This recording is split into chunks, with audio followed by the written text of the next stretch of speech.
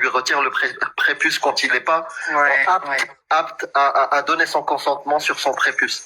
Voilà, le moins pratiquant, même celui qui boit de l'alcool le samedi tranquille et tout. Ouais, je sais. Voilà, le bord de temps en temps.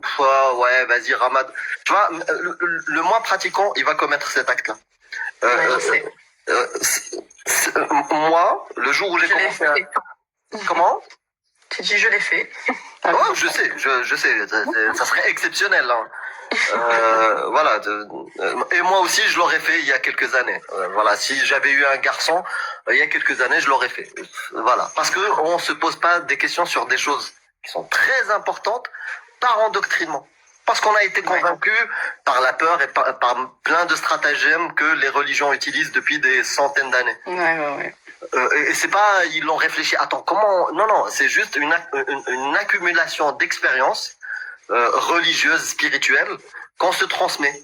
Et c'était les meilleurs outils à l'époque pour gouverner, pour rendre les gens pacifistes, passifs aussi face à la dictature, à l'autorité. C'était un super outil.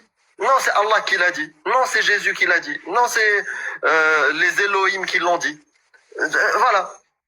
C'est un outil parfait pour rendre les gens passifs face à la barbarie. Et la question est, quand on commence à se rendre compte, combien de temps on va accepter l'arnaque?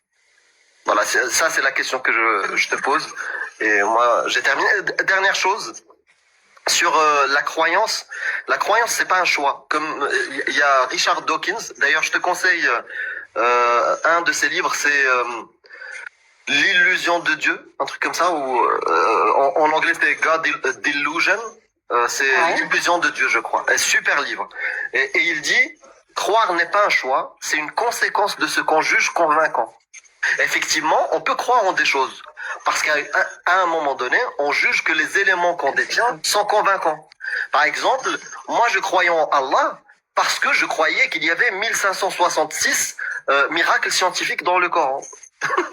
Mais non, ça n'existe pas. Le jour où j'ai découvert qu'il n'y en avait pas, les éléments qui me permettaient de considérer l'islam vrai n'étaient plus là.